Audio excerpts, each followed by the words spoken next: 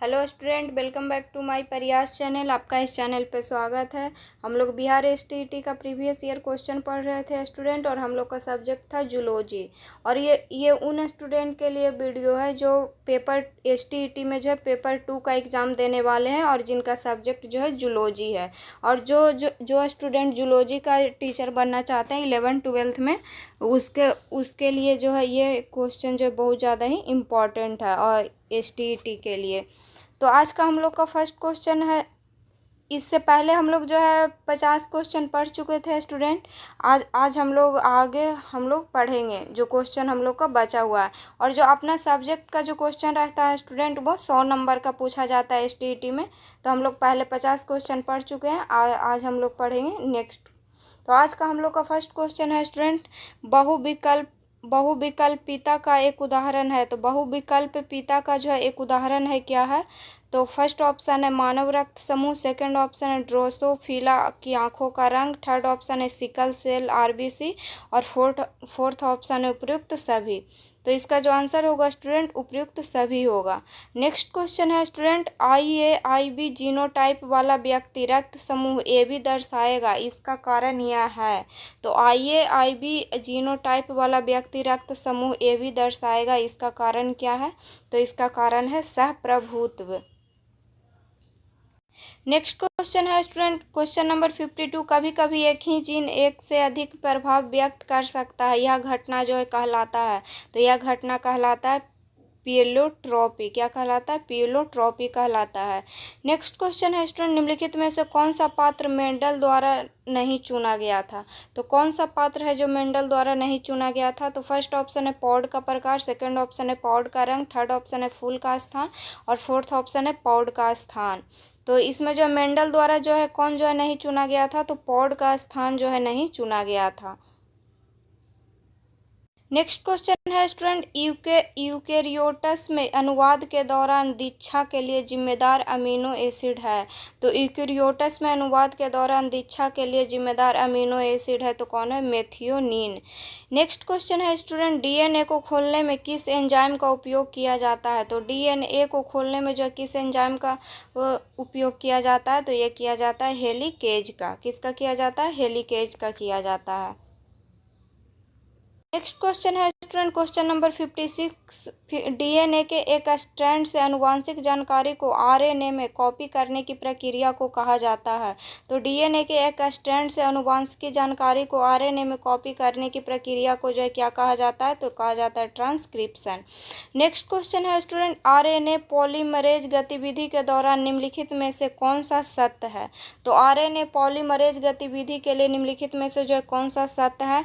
तो इसमें जो है डीएनए पर निर्भर आरएनए संश्लेषण, ये जो है सत्य है, मतलब सही है। नेक्स्ट क्वेश्चन है स्टूडेंट, डीएनए प्रकृति की विधि है। तो डीएनए प्रतिकृति की विधि है। तो यह है अर्ध-रूढ़िवादी और दिशी दिशात्मक। क्या है? डीएनए प्रतिकृति की विधि है अर्ध-रूढ़िवादी और दिशी दिशात्मक। नेक्स्ट क्वेश्चन है स्टूडेंट, निम्नलिखित में से कौन सा कथन वायरस पर लागू नहीं होता है? तो कौन सा कथन जो है वायरस पे लागू नहीं होता है? तो फर्स्ट ऑप्शन है वायरस जीवाणु मेजबान में प्रतिकृति बनाता है, सेकंड ऑप्शन है वायरस को प्रोटीन कोट मेजबान कोशिका में प्रवेश नहीं करता है, थर्ड ऑप्शन है स्टूडेंट आनुवंशिक सामग्री डीएनए या आरएनए है, और फोर्थ ऑप्शन है मेजबान की अनुपस्थिति में वायरस स्वायत्त रूप से दोहराता है। तो इसका जो आंसर होगा स्टूडेंट ऑप्शन नंबर होगा डी, मेजबान की जो है उपस्थिति में वायरस स्वायत्त रूप से जो है दोहराता है। यह जो है कथन जो है गलत है। तो इसीलिए जो है इसका आंसर होगा option number D. Next question है स्टूडेंट, आणविक जीव विज्ञान की केंद्रीय हठधर्मिता में कहा गया है कि? तो आणविक जीव विज्ञान की केंद्रीय हठधर्मिता में कहा गया है कि डीएनए को आरएनए में स्थानांतरित किया जाता है, जिसे बाद में प्रोटीन में अनुवादित किया जाता है। तो आणविक जीव विज्ञान की केंद्रीय हठधर्मिता में जो है कहा गया है कि डीएनए को जो है आरएनए में स्थानांतरित किया जाता है और जिसे बाद में जो है प्रोटीन में अनुवादित किया जाता है। तो इसका जो आंसर होगा स्टूडेंट ऑप्शन नंबर होगा ए। नेक्स्ट क्वेश्चन है स्टूडेंट, मॉर्फोजेनेसिस का संबंध है। तो मॉर्फोजेनेसिस का संबंध जो है किससे है? तो उत्तक अंग और संपूर्ण जीवों के आकार से है। नेक्स्ट क्वेश्चन है स्टूडेंट, कोशिका विभाजन की वह प्रक्रिया जो प्रारंभिक भ्रूण विकास के दौरान कोशिका संख्या को बढ़ाती है, उसका वह जो है क्या कहलाता है? तो कोशिका विभाजन की वह प्रक्रिया जो प्रारंभिक भ्रूण विकास के दौरान कोशिका संख्या को बढ़ाती है, वह जो कहलाता है समसूत्री कहलाता है। क्या कहलाता है? समसूत्री कहलाता है। नेक्स्ट क्वेश्चन है स्टूडेंट, क्वेश्चन नंबर 63, स्तनधारी भ्रूण के विकास के दौरान कौन सी संरचना ब्लास्टोसिस्ट की सबसे बाहरी परत बनाती है? तो स्तनधारी भ्रूण के विकास के दौरान कौन सी संरचना जो है ब्लास्टोसिस्ट की सबसे बाहरी परत बनाती है? तो ये बनाती है ट्रोफोब्लास्ट। क्या बनाता है? तो ट्रोफोब्लास्ट जो है बनाती है। नेक्स्ट क्वेश्चन है स्टूडेंट, क्वेश्चन नंबर 64, कोशिकाओं के एक समूह द्वारा पड़ोसी कोशिकाओं में विशिष्ट कोशिका भाग के प्रेरण को कहा जाता है। तो कोशिकाओं के एक समूह द्वारा पड़ोसी कोशिका में विशिष्ट कोशिका भाग के प्रेरण को जो है क्या कहा जाता है? तो ये बोला जाता है आगमनात्मक संकेतन। क्या बोला जाता है? आगमनात्मक संकेतन इसको बोला जाता है। नेक्स्ट क्वेश्चन है, क्रमादेशित कोशिका मृत्यु की प्रक्रिया जो विकास के दौरान विभिन्न ऊतकों को आकार देने में महत्वपूर्ण भूमिका निभाती है, वह जो है क्या कहलाता है? तो ये कहलाता है एपोप्टोसिस। क्या कहलाता है? एपोप्टोसिस कहलाता है। क्वेश्चन है स्टूडेंट, चूजे के भ्रूण में कौन सी बाह्य भ्रूण झिल्ली गैस विनिमय और पोषक तत्व स्थानांतरण के लिए जिम्मेदार है? तो चूजे के भ्रूण में कौन सी बाह्य भ्रूण झिल्ली गैस विनिमय और पोषक तत्व स्थानांतरण के लिए जिम्मेदार है? तो ये होगा अपरा पोशिका। क्या होगा? अपरा पोशिका होगा। नेक्स्ट क्वेश्चन है, भ्रूण के विकास के दौरान किस प्रक्रिया में 3 रोगाणु परतों एक्टोडर्म, मेसोडर्म और एंडोडर्म का निर्माण शामिल होता है? तो ये होता है जठराग्नि। तो किस प्रक्रिया में होता है? तो जठराग्नि जो है प्रक्रिया में होता है। नेक्स्ट क्वेश्चन है स्टूडेंट, क्वेश्चन नंबर 68, निम्नलिखित में से कौन हमारे शरीर को रोग पैदा करने वाले रोगजनकों से बचाता है? तो निम्नलिखित में से कौन हमारे शरीर को जो है रोग पैदा करने वाले रोगजनकों से बचाता है? तो बचाता है प्रतिरक्षा प्रणाली। कौन बचाता है? प्रतिरक्षा प्रणाली बचाता है। नेक्स्ट क्वेश्चन है स्टूडेंट, क्वेश्चन नंबर 69, निम्नलिखित में से कौन सी प्रतिरक्षा जीवन काल के दौरान जो है प्राप्त होता है? तो निम्नलिखित में से जो है कौन सी प्रतिरक्षा जो है जीवन काल के दौरान जो है प्राप्त होता है? तो ये होगा अर्जित प्रतिरक्षा। नेक्स्ट क्वेश्चन है, एंटीबॉडीज निम्नलिखित में से किस कोशिका द्वारा स्रावित होती है? तो एंटीबॉडीज निम्नलिखित में से किस कोशिका द्वारा जो है स्रावित होती है?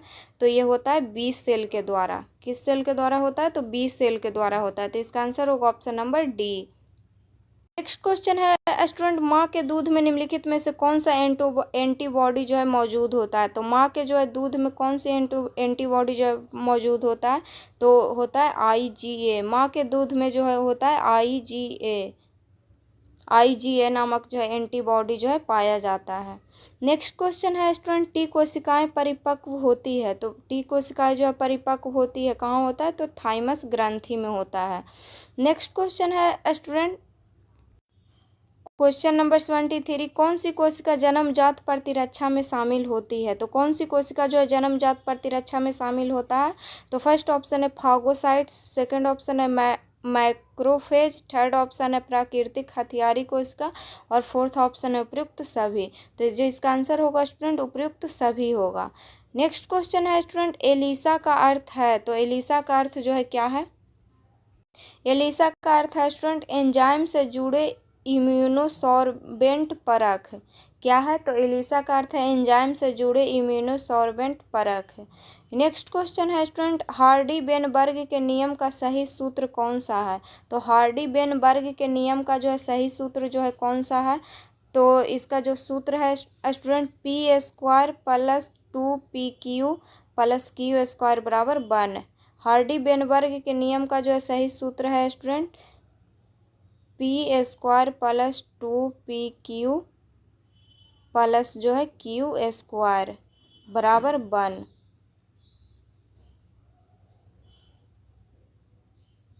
तो जो इसका आंसर होगा स्टूडेंट ऑप्शन नंबर होगा बी, P² + 2PQ + Q² बराबर 1 होता है। नेक्स्ट क्वेश्चन है स्टूडेंट, किस वैज्ञानिक ने अपने पुनः पूंजीकरण सिद्धांत में कहा था कि ओटोजनी फाइलोजनी को पूर्ण पूंजीकृत करता है। तो ये किस वैज्ञानिक ने कहा था? तो ये अर्नस्ट हेक्ले ने कहा था। नेक्स्ट क्वेश्चन है स्टूडेंट, सरीसृप और पक्षियों के बीच के संयोजक कड़ी है। तो सरीसृप और पक्षियों के बीच के जो है संयोजक कड़ी जो को क्या बोलते हैं? तो आर्कियोपेरेटिक्स बोलते हैं। क्या बोलते हैं? आर्कियोपेरेटिक्स बोलते हैं। नेक्स्ट क्वेश्चन है स्टूडेंट क्वेश्चन नंबर 78, डायनासोर का स्वर्ण युग है। तो डायनासोर का जो स्वर्ण युग है कौन सा युग है? तो मेसोजोइक है। नेक्स्ट क्वेश्चन है, जीवाश्म समानता पाए जाते हैं। तो जीवाश्म समानता जो है कहाँ पाए जाते हैं? तो ये पाया जाता है रूपांतरित चट्टान में।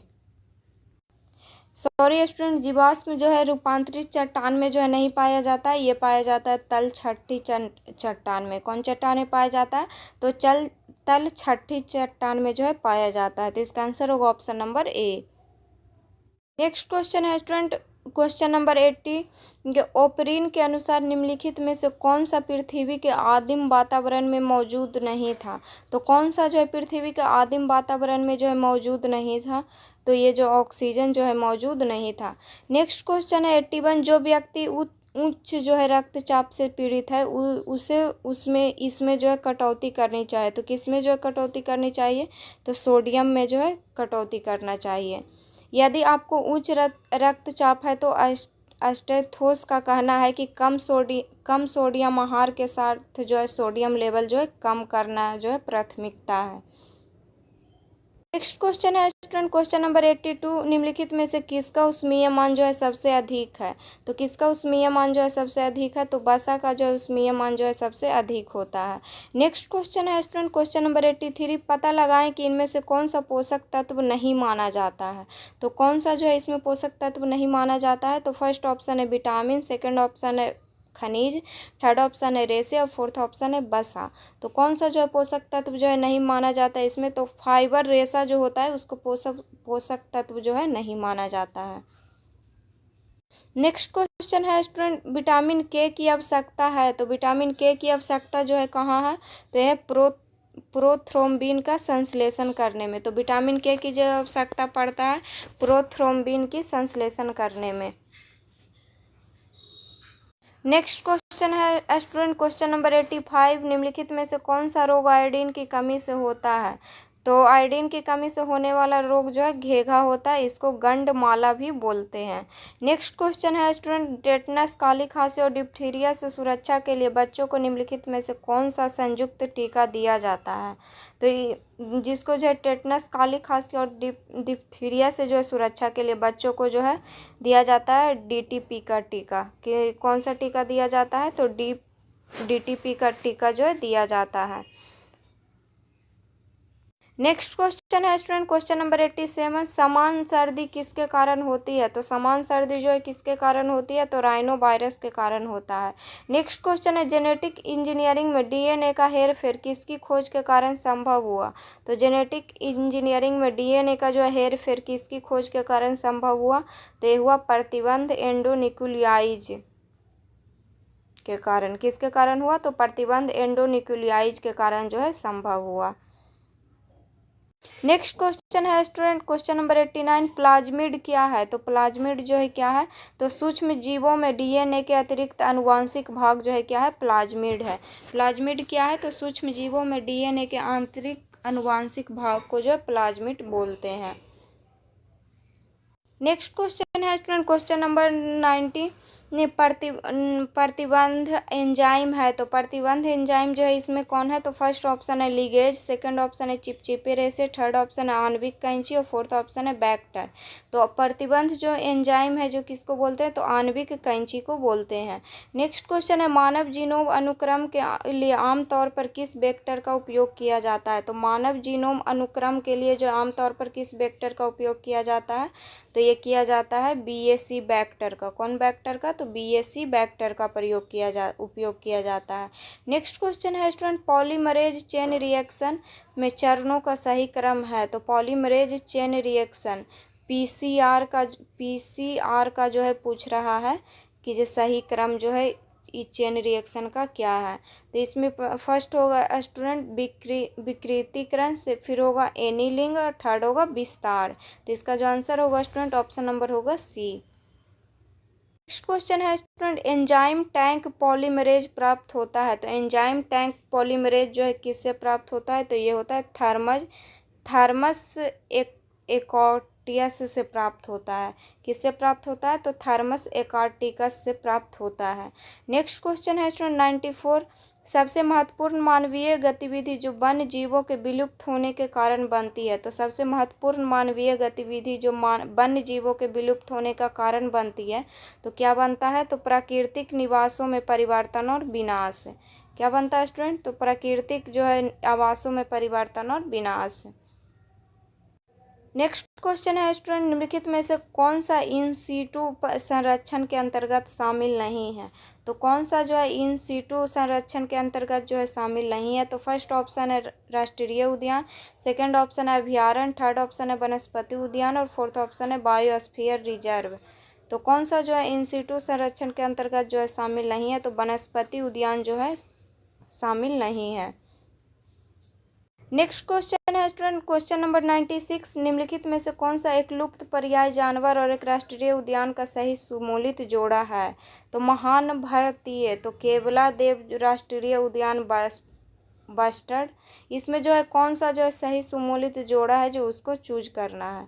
नेक्स्ट है शेर जो है कहाँ रहता है, तो कॉर्बेट राष्ट्रीय उद्यान में। नेक्स्ट है गैंडा जो है काजीरंगा राष्ट्रीय उद्यान दिया हुआ है। जंगली गधा, तो जंगली गधा रहता है दुधवा राष्ट्रीय उद्यान। तो पक्षी केवलादेव राष्ट्रीय उद्यान बस्टर्ड में जो है क्या है, तो यहाँ है पक्षी अभ्यारण्य। बाघ जो है कहाँ रहता है, तो बाघ रहता है जिम कॉर्बेट राष्ट्रीय उद्यान में जो है शेर नहीं रहता है स्टूडेंट, बाघ रहता है। काजीरंगा राष्ट्रीय उद्यान में गैंडा रहता है, तो ये सही है। और दुधवा राष्ट्रीय उद्यान में जो है बारहसिंघा रहता है, ना कि जंगली गधा रहता है। तो इसका आंसर होगा option number C. Next question है स्टूडेंट निम्नलिखित में से कौन चिपको आंदोलन की एक महान उपलब्धि है। तो चिपको आंदोलन की जो है महान उपलब्धि जो है क्या है, कि वनों की कटाई का जो है सफलतापूर्वक विरोध किया गया था चिपको आंदोलन में। तो चिपको आंदोलन में जो है क्या किया गया था, तो वनों की कटाई का सफलतापूर्वक जो है विरोध किया गया था। और इसमें यह भी जान लेंगे स्टूडेंट कि चिपको आंदोलन की जो है बड़ी सफलता जो है कब मिली थी, तो ये मिली थी 1980 में। और इसको जो है चिपको आंदोलन को चलाए कौन थे, तो चलाए थे सुंदरलाल बहुगुणा। कौन चलाए थे, तो ये चलाए थे सुंदरलाल बहुगुणा चलाए थे। नेक्स्ट क्वेश्चन है स्टूडेंट वे प्रजातियां जो विलुप्त होने के कगार पर कहलाती है। तो जो वे प्रजाति जो विलुप्त होने के कगार पर वह क्या कहलाती है, तो वो कहलाती है लुप्त पर्याय प्रजातियां। नेक्स्ट क्वेश्चन है पवित्र वन है। तो पवित्र वन जो है किसको बोलते हैं, बड़े जंगलों के हिस्से जो स्थानीय लोगों से अछूते रह गए हैं उसको जो है बोलते हैं पवित्र वन। पवित्र वन जो है किसको बोलते हैं, तो बड़े जंगलों के हिस्सा जो स्थानीय लोगों से जो अछूते रह गए हैं। नेक्स्ट क्वेश्चन है स्टूडेंट क्वेश्चन नंबर 100 निम्नलिखित में से कौन भारत की जैव विविधता में गिरावट के लिए जिम्मेदार नहीं है। तो कौन जो है भारत की जैव विविधता में गिरावट के लिए जिम्मेदार नहीं है। तो फर्स्ट ऑप्शन है खनन गतिविधि, सेकंड ऑप्शन है शिकार और अवैध शिकार, थर्ड ऑप्शन है जंगल की आग और फोर्थ ऑप्शन है वन रोपण। तो इसमें पूछ रहा है कि भारत की जैव विविधता में गिरावट के कौन जो है जिम्मेदार नहीं है। तो वन रोपण जो है गिरावट के लिए जिम्मेदार नहीं है। तो इसका आंसर होगा ऑप्शन नंबर डी। हम लोग 100 क्वेश्चन पढ़ चुके हैं स्टूडेंट, एक सेट का पूरा क्वेश्चन हम लोग पढ़ चुके हैं। और नेक्स्ट वीडियो में जो है अगला जो है हम लोग सेट पढ़ेंगे। तो अगर वीडियो अच्छा लगे तो वीडियो को लाइक कीजिएगा और चैनल को सब्सक्राइब कीजिएगा। और जो ये जो अभी स्टेट आने वाला है स्टेट STET का जो आने वाला है स्टूडेंट STET, उसके लिए जो है ये बहुत ज़्यादा ही इम्पॉर्टेंट है ये सब क्वेश्चन। और STET का जो अभी अपडेट है स्टूडेंट की आने वाला है, हो सकता है आज का अपडेट है कि 10 जून तक जो है इसका फॉर्म आ सकता है।